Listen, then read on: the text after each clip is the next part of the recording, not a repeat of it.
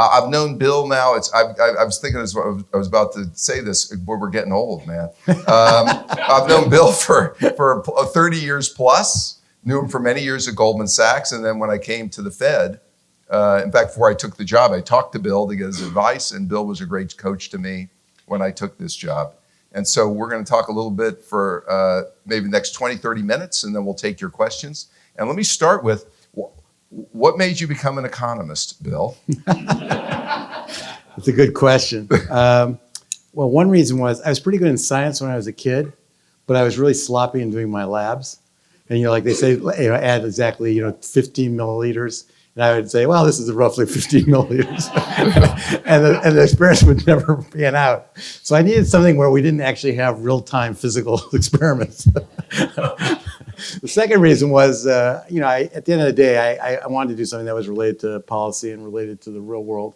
And so economics had this sort of this patina of being analytical, but related to the world and no labs.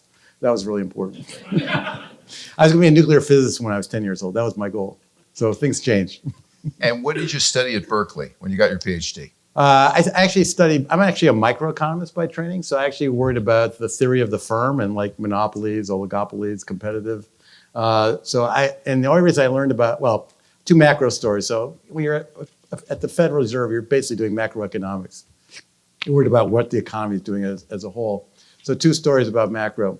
Number one, I took a course from George Akerlof, who's Janet Yellen's husband, and it was in macroeconomics. It's the only B I got in graduate school. But I soldiered on, despite that strong sense of discouragement.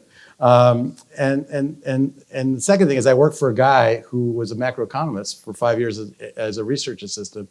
And he's really the reason why I ended up going to the Federal Reserve, because he had been an associate director of research at the Fed before he went to Berkeley. And I got to know him really well. And this whole idea that, this is a place where you could actually do analytical work, but be related to policy. I didn't want to be an academic. I felt like the world doesn't need one more okay economist. I thought I could make a bigger contribution in the policy world. So that's why I went to the Board of Governors in Washington. And I was very lucky. I had the world's shortest job search. Ronald Reagan had been elected president, and he was going to put a job freeze in place when the inauguration day came. I think it was January 20th. So the Federal Reserve rushed out all their offer letters in early January, and so my job search literally took about 2 weeks from beginning to conclusion.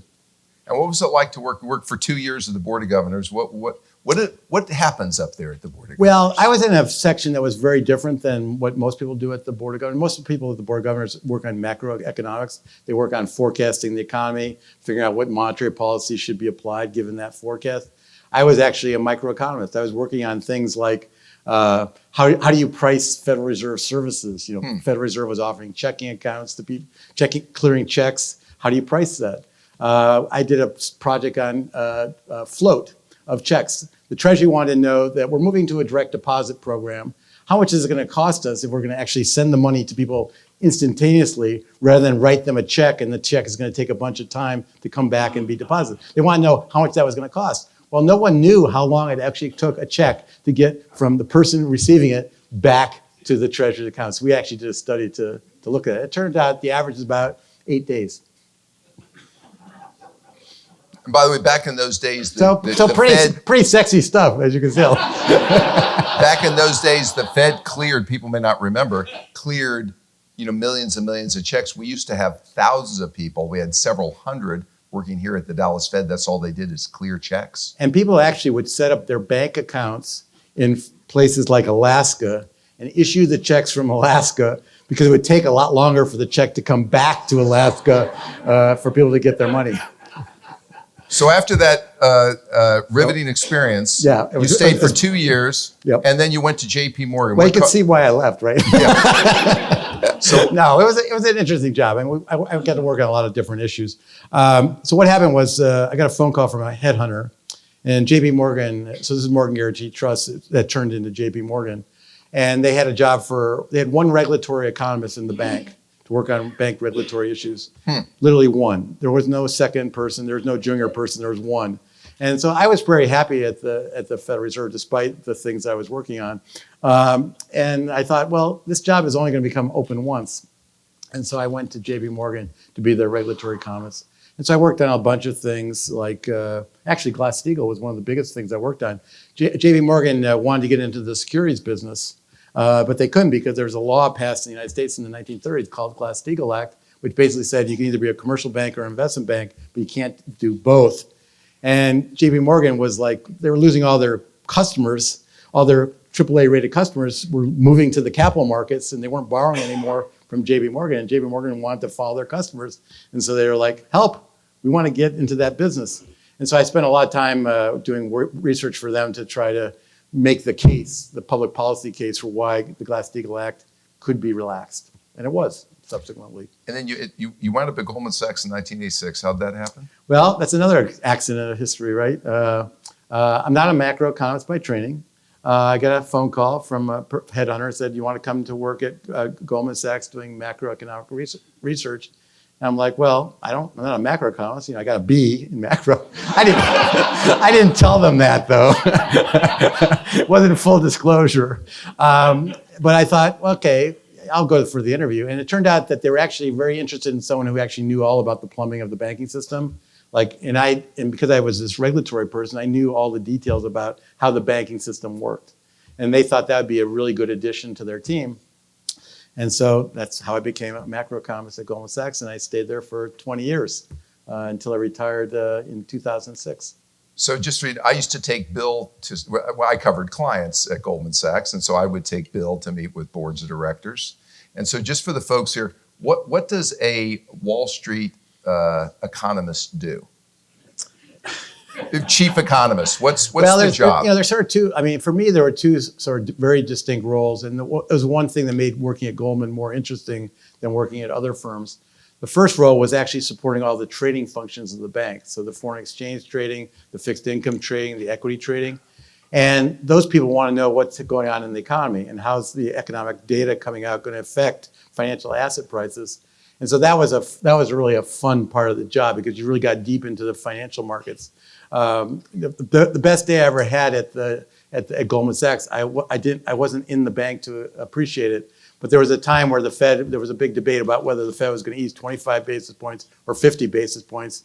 And I made a case that they were going to ease 50 basis points, and the traders, for some reason, actually believed me. So they had this huge position on based on the Fed easing 50 basis points. And the day before, Lloyd Blankfein called me up and he says, so Bill, we got this big position on Fed's going to ease 50 basis points. Are you sure that they're going to do this? I said, no. All I can tell you is the probability of them doing 50 is more than what's priced into the market. And thank God, the next day, they did cut 50. And apparently, the people on the trading floor apparently got up and cheered. And I was told after the fact, they said, Bill Dudley for Fed chairman. I see. Now, that didn't happen, obviously. So around, I guess, 2006 or so, 2007, you left Goldman Sachs, and you were thinking about what you wanted to do. Yep. And I got a phone call. So I got actually two phone calls. So Tim Geithner was the president of the New York Fed, and I had gotten to know Tim through Bob Rubin. Bob Rubin had been a very senior guy at Goldman, and then he'd gone on to Washington to work in the Clinton administration. And one of the people that worked for him was Tim Geithner. So I got to know Tim Geithner through Bob Rubin. So Tim knew me. He knew I was now available. He called me up. First time he called me up, he said, I'd like you to come to the New York Fed and be my advisor. And I thought about that. I said, okay, I'd love to advise you, but what do I do the other 39 hours of the week? And he didn't have a really good answer for that. So I said, not really that interested. And then he called up a couple months later and said, well, how about running the markets group?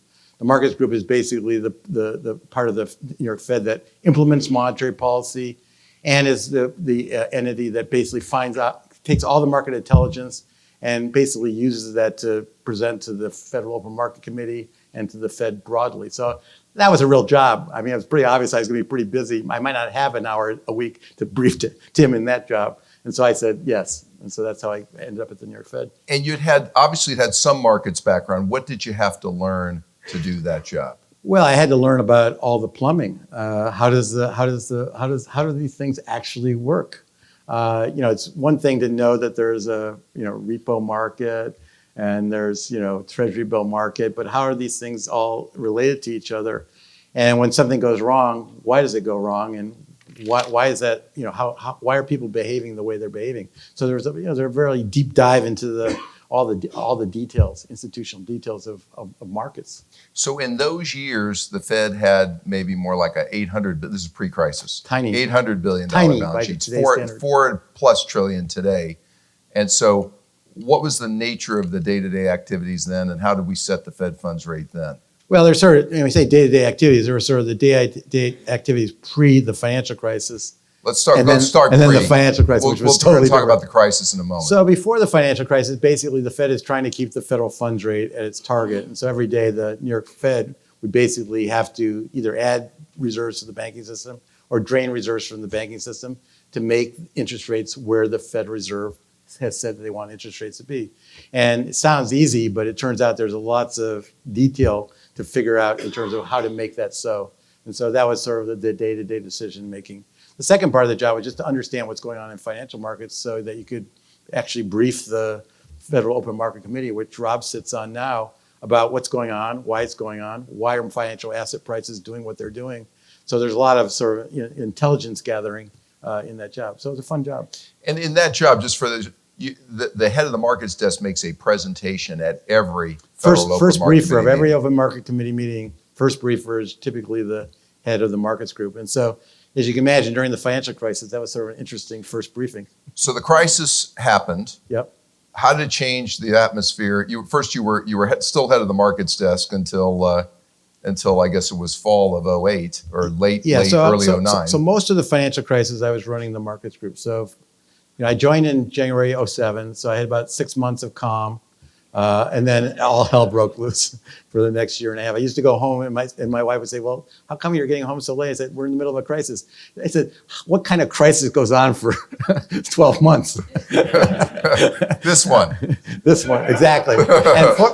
And she was a former JP Morgan banker, so she actually was very understanding. If she had worked in a totally different field, I think my answer would have been less credible to her. So just for people, and I attended a few of these meetings, I was in a different role. You used to hold meetings with people in the financial industry, and I remember brainstorm about different tools, potential vehicles to help stabilize the funding markets. You might just talk about what did you do during those weeks and months? Well, I mean, first of all, when things are going wrong, when the financial markets aren't working well, and so people don't want to lend and people can't borrow, you first have to understand like what's happening, what's wrong.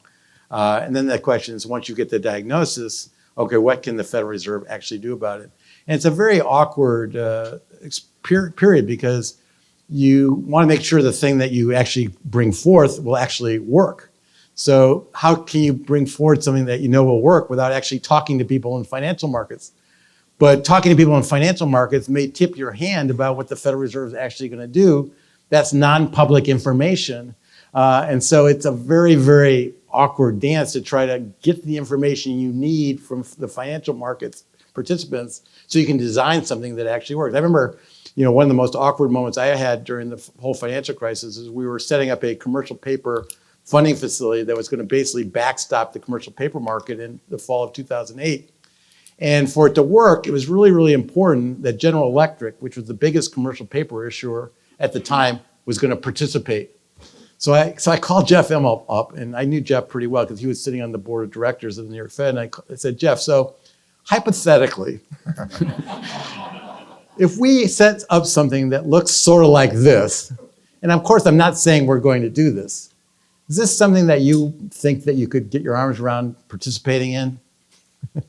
And I had to have that conversation because if he had said no, that won't work for us, then the facility wouldn't have worked and it would have been ineffective. But that was a very awkward conversation to have. But those are some of the tricky things that you do I remember in the middle of financial crisis. Those of you who didn't watch it, but I remember all the different acronyms of different things that some were tried, dispensed with, some.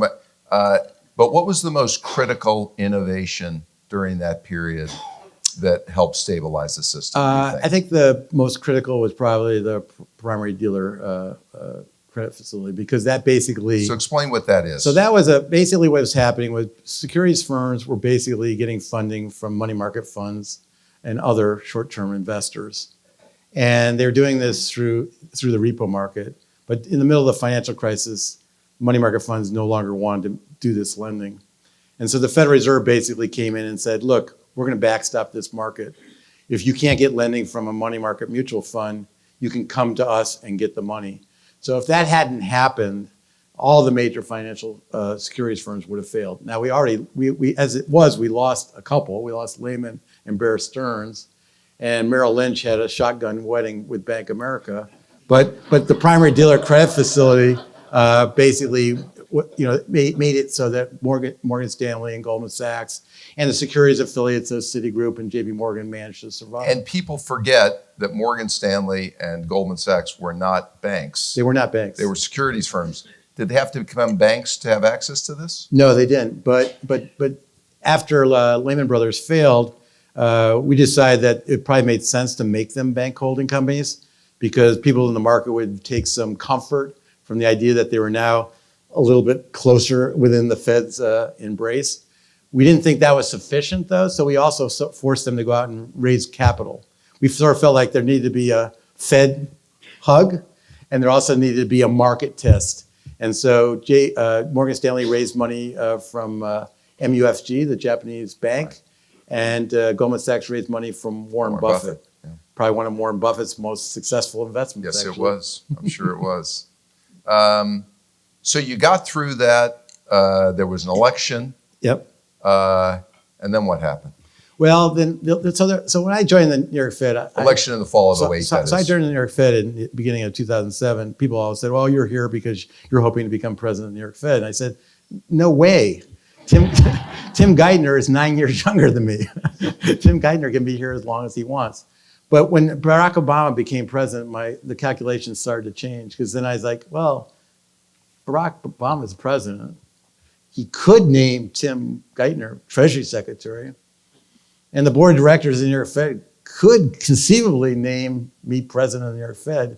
So at that point in time, I started said it's possible that I could become president of the New York Fed. I still thought it was a real long shot, which it was, but that's how it worked out. Tim became the Treasury Secretary, and the board of directors of the New York Fed did a search led by Steve Friedman, and I was sort of at the right place in the right time, and so I got the job. So what was the biggest adjustment you had to make to become a Fed president? Well, the New York Fed is a big, complicated institution, and there's lots of things about the New York Fed that I wasn't very familiar with. I wasn't very familiar with bank supervision. I wasn't very familiar with some of the payments businesses that the New York Fed operates, and so I had to learn about all the rest of the Federal Reserve Bank of New York's business. And just to stop you, if you send a wire in the United States, FedWire, New York Fed runs that from the New York Fed. Yeah, it's run for the New York Fed. For example. So I had to understand that a little bit better. Yeah. A lot better. Okay. And what was the adjustment at the Federal Open Market Committee? How did you find that? You were now a policymaker at the Federal Open Market Committee. Wasn't such a big change because I'd already been sitting at the meeting. So yeah. When I was head of the markets group, I sat right next to Janet Yellen because the way the seating worked, the head of the San Francisco Reserve California Bank sits over there, yeah. Sits right next to me. So Janet and I were kibitzing all the time during the meetings. And so I just moved across Dallas sits like 3 seats over. I just moved across the table. But it is different. When you're a staff member, they call you Bill. When you're president, they call you President Dudley. Which is sort of weird, right? It's kind of weird. And obviously, as the president, you're actually making policy, and so you become even more deeply involved with the chair of the Federal Reserve, the vice chair at the Board of Governors. So there's what's called the Troika, which consists of the chair, the vice chair at the Board of Governors, and the president of the New York Fed, and they're sort of the early group of people sort of figuring out what the agenda is for the next FOMC meeting. They don't set the policy, but they have a lot to do with what we're going to talk about, what kind of papers the staff are going to work on, what kind of materials can be provided to the rest of the FOMC. And so being in that core group is pretty interesting, pretty exciting. So the Fed went for 8 or 9 years. Yep. Rates 0 to 25. Yep. What was that like? You went through 8 years of meetings, never touched the federal funds rate. Yeah, well, You might think it was boring, but there was a whole bunch of other things going on. So, for example, we did quantitative easing 1, quantitative easing Right. 2, quantitative easing So 3. you're moving the balance. You're making. So why don't you explain how tough the several rounds of buying? There were several iterations of quantitative easing. Exactly. You might just describe what those decisions were. Well, I mean, I think we learned as we went. I mean, at first, when we did our first round of quantitative easing, we were really scared that people were going to view this as like, oh, this is going to cause all sorts of inflation, anxiety, and people are going to be worried that we're leading to hyperinflation. And this is the Fed buying Treasury and mortgage-backed securities. And so the first time we were like a little nervous, like how are people going to react to this? And it seemed to work well. And so then that gave us a little bit more confidence for the second round. But all the way along, people were very nervous about, how are people going to take this? Is it going to be viewed as positive in terms of stimulating the economy, making financial conditions more accommodative? And as we went, we innovated. The last round of quantitative easing, I think, was actually the most successful because we actually said, we're going to keep doing this until we succeed in terms of achieving our economic objectives. All the earlier rounds of quantitative easing were just, here's a program. We're going to do 200 billion. We're going to do $1 trillion. We're going to do X amount. And after that, we'll see. But the last round, we basically said we're going to do 85 billion a month until we actually push the unemployment rate down below, I think 6.5% was what we said. So it was tied to outcomes. And that's actually much more reassuring to people. It's much more reassuring to say, we're going to do this policy until we achieve an objective, rather than saying, we're just going to do this policy. And after that, who knows what's going to come next? So we actually did, make progress in terms of how to think about it, I think. So you might just explain the nature of how decisions get made around the table. And you ever feel like, gee, I don't agree with that decision, but I'll go along, or I'm frustrated by what we're doing? How did you experience the decision-making process? Well, it's very much by consensus. I mean, this idea that the chairman of the Federal Reserve gets to do what he wants, or to do what she wants. That's just not true. You got to bring the committee along with you, and so we have the troika. So first, you got to bring the troika along with you, and those three people basically debate among each other and try to get to a place where they're all in agreement. And then if you have this core group that's in agreement, then it's easier to bring the rest of the committee along. But nothing is done unless the committee is basically almost all on board. You have dissents from time to time, 1 dissent, 2 dissents. 3 dissents would be a lot of dissents. That'd be actually quite a bit of disagreement among the FOMC. So it's really a consensus building process. And so you really need to educate, inform, debate.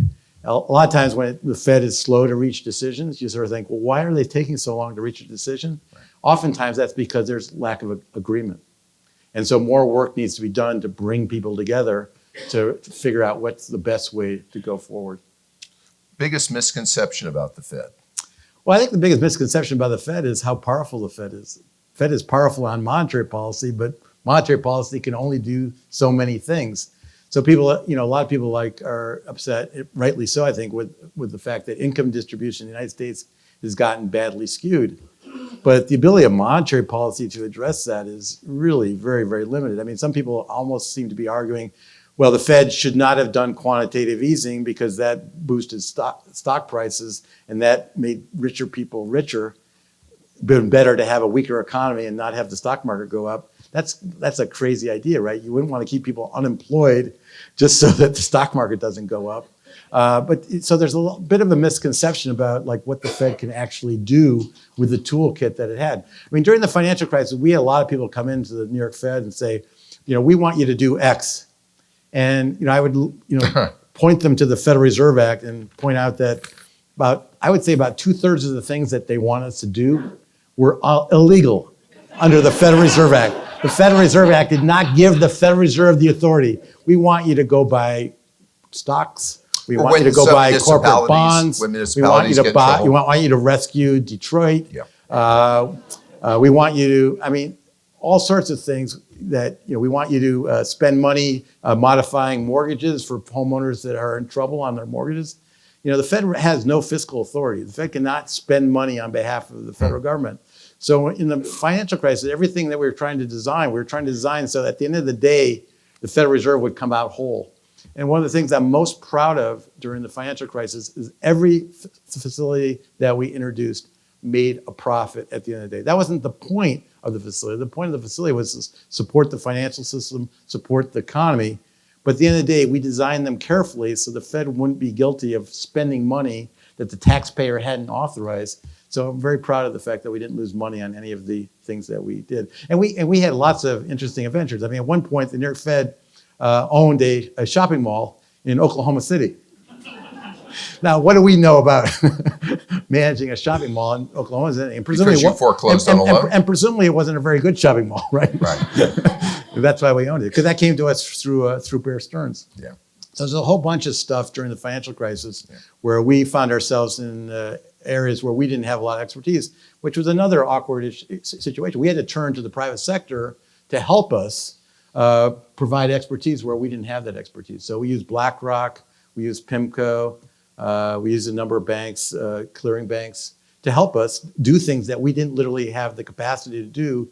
You know, these things had to be stood up within weeks and months. We could have built something, but it probably would have taken several years, and we didn't have several years to build something new. So during your tenure, I forget, it was 2011 or 2012, when was the 2% target set for inflation? I think it's pretty early in the process. I think, pretty early. I would say 2010 or 11. So just for everybody here, the Fed has a 2% inflation target. We've spent the last number of years and we've been running pretty persistently below. Yep. Why do you think that's happening?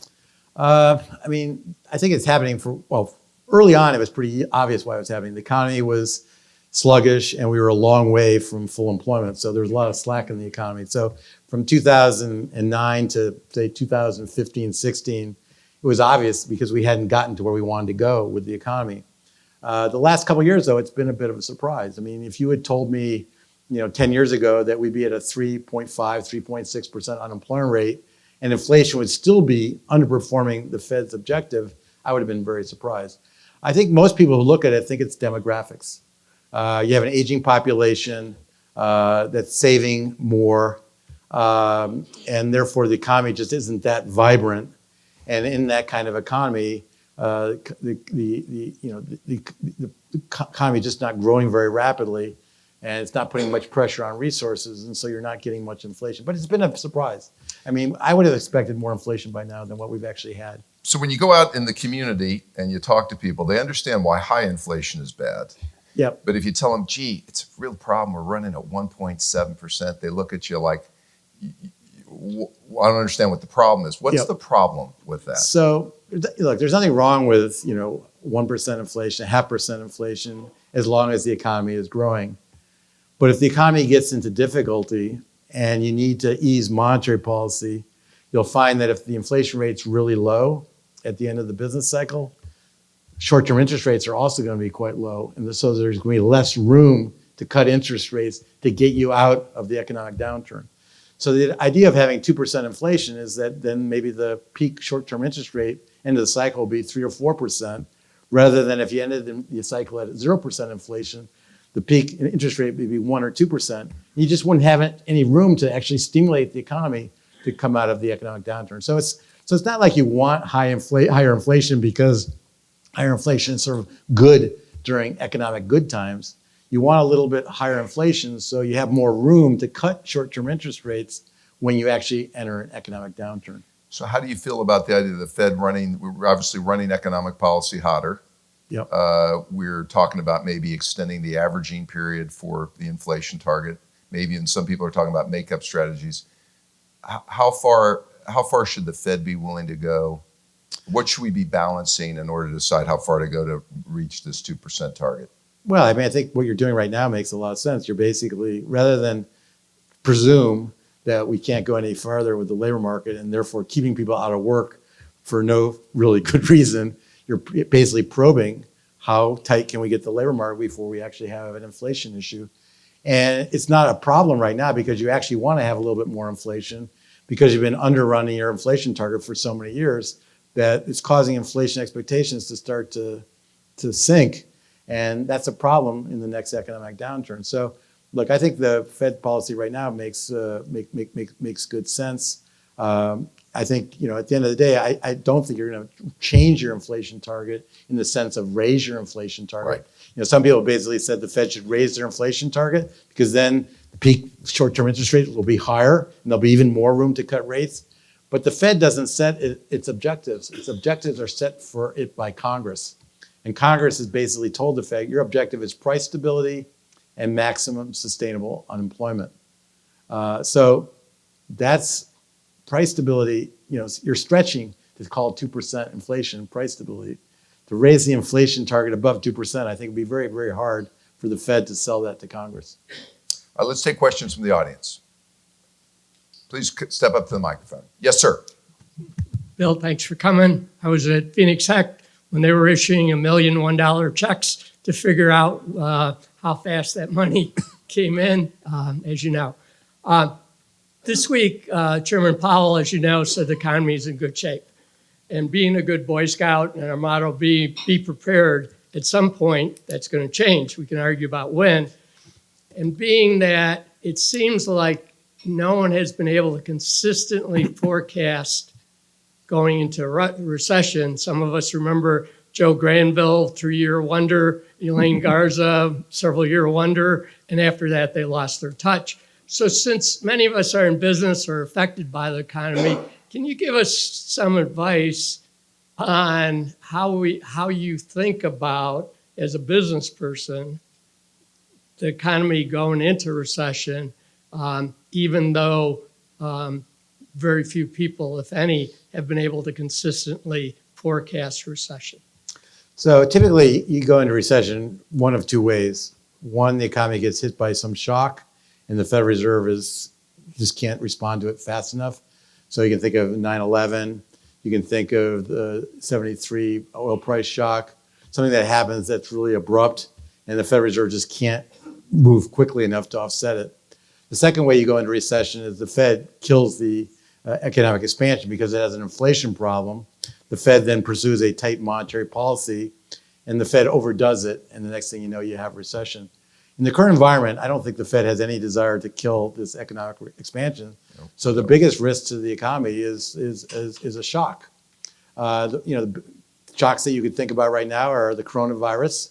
If that became a pandemic, that could be big enough to push us into recession. I mean, it wouldn't start here, but the Chinese economy would be, very much hurt. All the countries that are dependent on Chinese imports would then be hurt, us to a lesser degree, but then eventually that would come back to us. And you could see a way that you could end up in a US recession if the coronavirus became a true pandemic.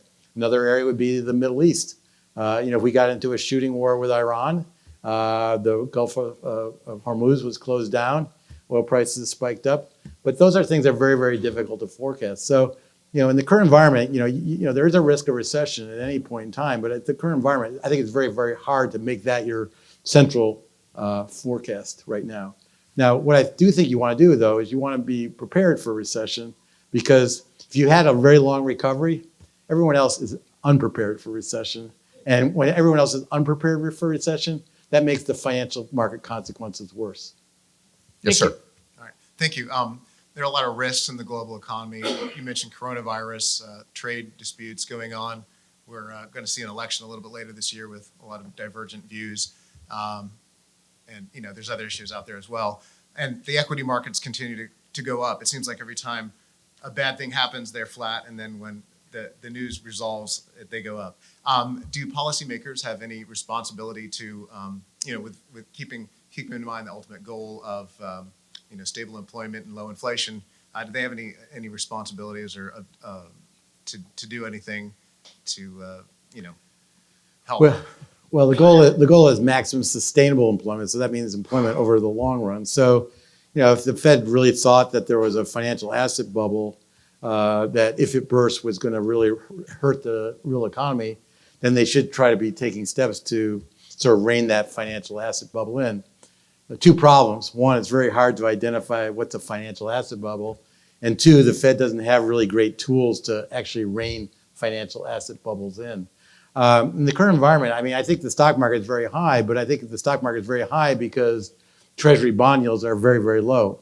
If you look at the PE ratio of the stock market, it's roughly around maybe a P of around 20, I would guess now. So if you flip that and look at E to P, that's a 5% return on the stock market. The 10-year Treasury bond yield is 1.5%. So in real terms, it's basically zero. So that's a 5% real equity risk premium, stocks versus 10-year Treasury note yields. That's pretty normal. So I don't think the issue really is the stock market per se. I think the issue for me is really more the bond market. The bond market is discounting the Fed ever getting back to its inflation objective. The bond market is discounting 5% budget deficits as far as the eye can see. The bond market is basically saying there's never going to be a problem on the economy overheating side. So to me, the area where I'd be more concerned about, I think, would be the bond market. Now, obviously, if bond yields go from 1.5% to 3%, the equity market is going to react to that. But to me, the central issue for me is what's going to happen to bond yields. I just asked while we're on that, given you talk about government bonds, the one risk that we never talk about, we can finance at these low rates as long as the dollar is the world's reserve currency. What do you see as the risk that the dollar will not continue to be the world's reserve currency in the medium term? Well, in the near term, I don't think there's much risk because we're sort of the only game in town. I mean, China, at times has talked about maybe trying to make the renminbi more convertible, but that conflicts with their goals of controlling their economy really closely. If to have a convertible currency, you have to have an open capital market and you have to allow the money to flow in and out. And that doesn't really fit with the Chinese model of actually being able to control things very closely. So I think for the next 10, 15 years or so, the US dollar is still going to be ascendant.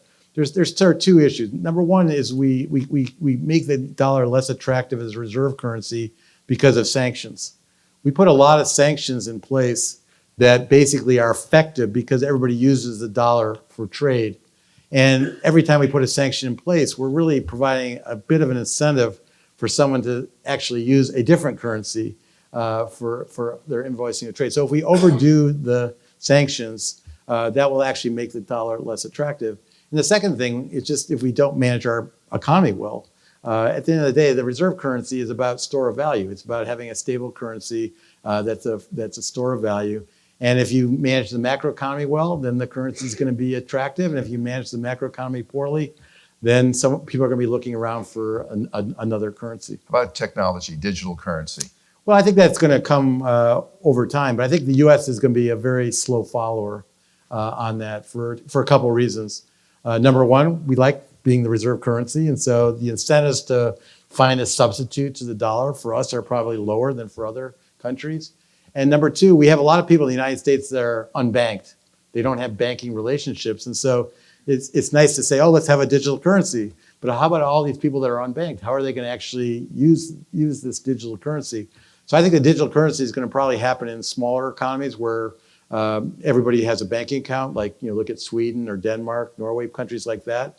And we'll watch them experiment and we'll learn from their experiments. And then in the fullness of time, we'll probably follow along behind that. But I think for the U.S., it's a very slow boat. Yes, sir. Thank you for coming to speak today. So you touched on the financial crisis. I wanted to know if you could harp a little bit more on quantitative easing, something that was completely unprecedented. I don't know if you were on the board at that time, but Yep, the decision to do that and kind of what was the reaction in the room, I guess, and down the line. So, the idea of quantitative easing is, okay, you cut the federal funds rate in December 2008 to essentially zero. You don't want to go to negative rates because you're afraid that will destroy the U.S. money markets. And you're also afraid that it may have other unintended consequences that you don't fully appreciate. So you're looking around and saying, what else can we do to essentially supply support to financial markets to help stimulate the economy? And the Fed basically came up with two ideas. One idea is we can talk about how we're going to keep short-term rates low for a long time. And if short-term rates are going to be low for a long time, that means that 10-year Treasury notes are going to be more attractive because if they're at a positive yield to 0% short-term rates, then let's buy those 10-year Treasury note yields. And the second thing the Fed can do is buy long-duration assets, long-maturity assets, to take those risk-free assets out of the market and force investors in the market to move into riskier assets.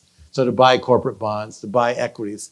So the Federal Reserve started to buy a lot of Treasury securities and mortgage-backed securities from the market to try to push down long-term yields and both push down long-term yields and also push up the stock market.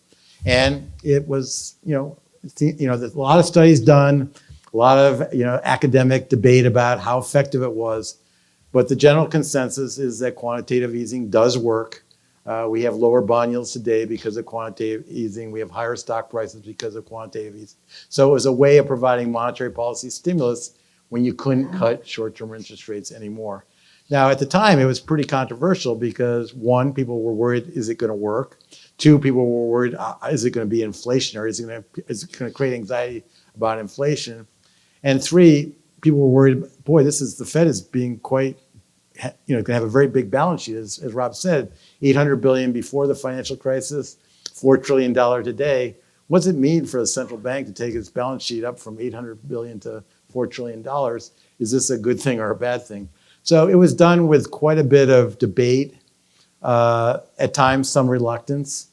But end of the day, I think it's now viewed as a tool in the Fed's toolkit. And if the Fed gets back to the zero interest rates in the future, I would think that the Fed will pull out quantitative easing again. That said, it may not be sufficient.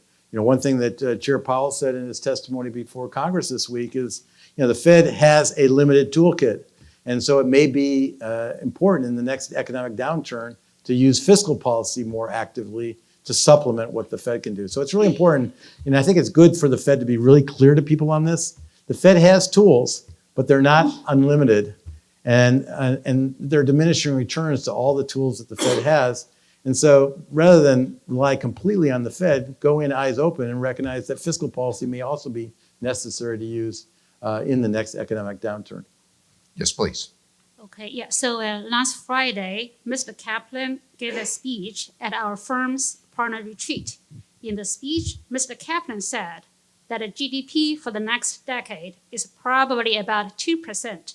Do I remember it correctly? Yeah. Since 2010, it's been 2% on average. Yeah.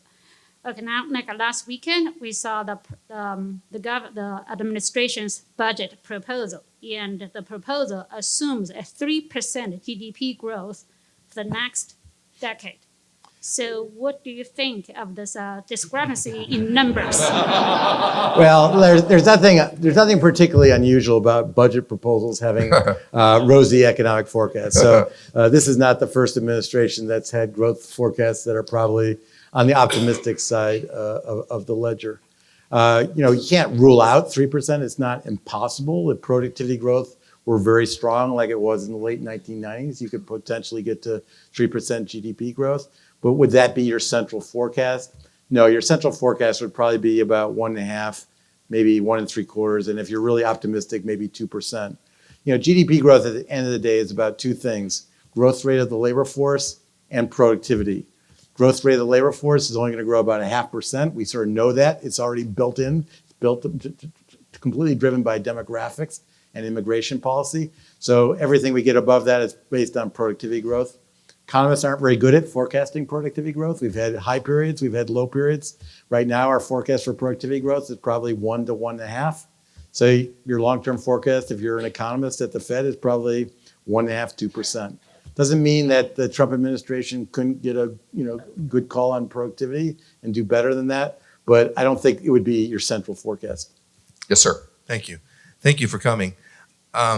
I did actually have a chance to ask Mr. Powell at one of these meetings shortly before December of 2018, would you purposely invert the yield curve and why? And he said, of course I would. If the numbers say that, I wouldn't hesitate, which chilled me. But I'm going to ask you to put on your Fed chair hat right now and just say, and you may have already answered the negative part of this, but what do you see as the greatest threat to stability? And then what do you see as the greatest comfort to what we've got going on right now? Well, the greatest threat to stability, I think, right now is some sort of shock that we just don't anticipate. The second threat to stability will be, at some point, the very low unemployment rate could actually translate to inflation, and then at some point, the Federal Reserve will be forced to respond to that. But that's not a 2020 story. I think that's a 2021, maybe 22. I mean, the Federal Reserve has been very, very surprised by the fact that we haven't had more inflation already. So it's been surprised for the last 2 or 3 years. and it could be a surprise for a lot for us. So I think, so the risk of some sort of shock is probably the biggest risk to the economy. And you have to be nervous about that because it doesn't really take that big a shock to necessarily generate a recession. There's a very interesting statistical regularity. The unemployment rate either moves up trivially or it moves up a lot. There are no examples of the unemployment rate moving up just 0.5% or just 1%. You either get a shock that's big enough to push the unemployment rate up by more than about 1/3 of a percentage point, and the next stop is a full-blown recession.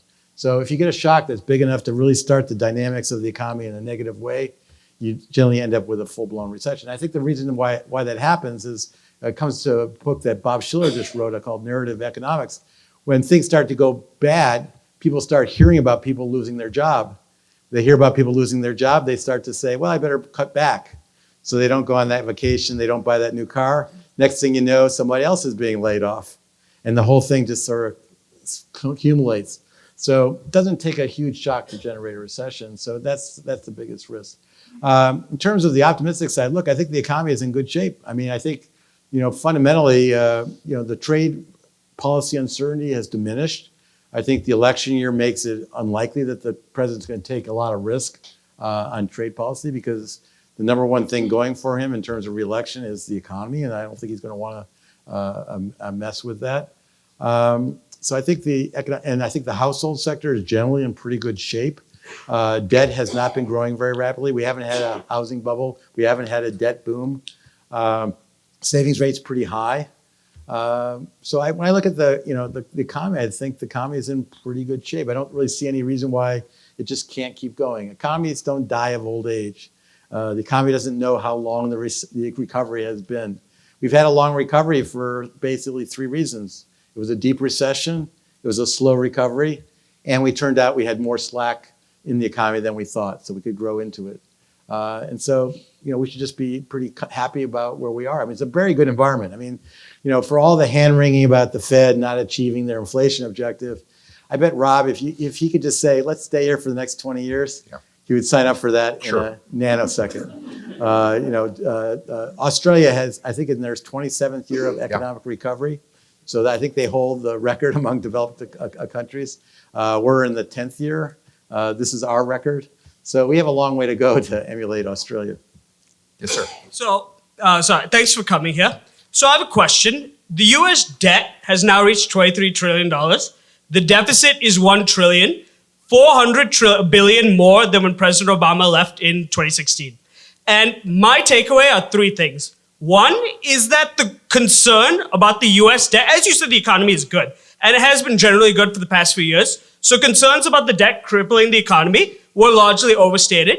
2, policy decisions, whether it was around having a smaller stimulus, sequestration, not helping out mortgage owners, had a negative effect on the economy. And 3, it was not really driven through data-driven decisions, but more through partisan idealship. Why should I not be worried if we had another recession, given the limited amount of stability we have in monetary theory, that we won't engage in deficit spending again, even though both parties have come to realize that it is more of a benefit than a negative? So I think that there are questions about whether you want to have a lot of fiscal stimulus deep in these late stages of an economic expansion because you may not need it to sustain the expansion. But I think there's a pretty strong economic consensus that in recession, you definitely want to use fiscal policy stimulus because that can be a very powerful tool to get you out of recession. In fact, I would argue you need to even go one step farther than that. We need to strengthen the automatic fiscal stabilizers in the US so that people know that when there is a recession, automatically people's income is going to be supported through policy. So for example, you could have a regime in place where if the unemployment rate climbed above 6%, automatically payroll taxes would be cut, unemployment compensation benefits would be extended, and block grants from the federal government to state and local governments would be increased. And if you did that, that would be very powerful because people would then become much less worried about a deep recession. They would know that this was coming automatically. They would then cut back their spending by less, and this would do a lot. I mean, the problem we have right now is every time we have a recession, it's like, what's Congress going to do, and when are they going to do it? And as we saw with the TARP legislation during the last financial crisis, it took 2 tries to pass the TARP legislation, and after the first try, when it failed, the stock market the next day plummeted. So strengthening the automatic fiscal stabilizers is something I think would be something very, very much worth looking at. That's interesting. Yep, please. Hi, thank you for being here. I have a question. So yesterday during the congressional hearing with Jerome Powell, one of the Congress people, I don't remember which one it was, but they mentioned that the success of the current economy with the unemployment being as low as it is was attributed to Obama's administration and not necessarily Trump's. And so I'm curious to know what your thoughts are as far as how much has been fiscal policy and how much has been monetary policy to attribute to the success of our current economy. Glad you're getting this question. Well, I think we've been, I think the Fed has done a good job in steering the boat, very ably, without jerking, left and right. And has been willing to let the economy run without prematurely choking off the economic expansion. I think that, President Obama and President Trump, I think they both, they get more credit when the economy is doing well than they deserve, and they get more grief than they deserve when the economy is doing poorly. I mean, I think the reality is the policies that have been implemented in the executive branch and the legislative branch that probably haven't been that critical in terms of how the economy has performed in recent years. I mean, the corporate tax reduction was important in probably providing a little bit of stimulus to the economy in 2018, but it's not clear that the economy really needed that stimulus at the time. So, I would say that, I wouldn't put blame on either, and I wouldn't put a lot of credit on either administration, frankly. I think the case where I think the Obama administration got some credit was really early stages of the coming out of the financial crisis to come forward with a big fiscal package. If there hadn't been a big fiscal package, the economic recovery would have been a lot weaker because the Fed had already used all its ammunition, and there wasn't very much more that the Fed could do. So that was very, very important. Thank you. Yes, sir. Okay, our president, despite the success of our economy, has repeatedly browbeat Chairman Powell, and I was wondering what this is my first question, the real impact of the president's negative PR campaign against the Fed is. Is there any reality to it, any real consequence? Well, I mean, I don't think there's any consequence in terms of what the Fed actually will do. I think the Federal Reserve will do what he thinks is appropriate for the economy, because at the end of the day, that's how the Fed's going to be judged. And speaking from my own experience, there's no political discussions that go on at the FOMC. I mean, none. In fact, even people oftentimes think that the Fed won't do something in an election year. I don't think the election year has really much to do with what the Fed does in terms of monetary policy. I would say the only thing that might be slightly relevant is there's an FOMC meeting literally that falls typically a week before the election. Maybe the Fed wouldn't do something at that meeting. They might wait to the next meeting. That's probably the only time where the Fed would have any political orientation whatsoever. So I don't think the Fed, basically plays politics. Yes, sir. Good evening. Thanks for being here. I have a question about comparative strategies, your comments on comparative strategies. In the recovery from the Great Recession that the U.S. used, and basically stimulus-based, versus what the rest of the world, or most of the rest of the world, selected to use, which was reducing government expenditures. So I think the U.S., we took some lessons from the Japanese experience when their bubble burst in the early 1990s. The Japanese were very slow to ease monetary policy and very slow to fix their banking system. And so they got caught in this very low interest rate environment, low inflation environment, and they couldn't get out of it. So the lesson, and I think Chairman Bernanke, because of his experience with studying the Great Depression, really understood that it was really important to be aggressive. And so the thing that marked the Fed's response and the government's response broadly was to be aggressive. And the one thing that was very, very valuable and fortunate, lucky, was we recapitalized the banking system very, very quickly, both because of the TARP money and because the TARP money turned out to be radioactive. The banks didn't want the TARP money because it put limits on their compensation and other things. And so as soon as they got the TARP money, they want to get rid of the TARP money. We basically said, well, if you want to get rid of the TARP money, you have to replace it with private equity.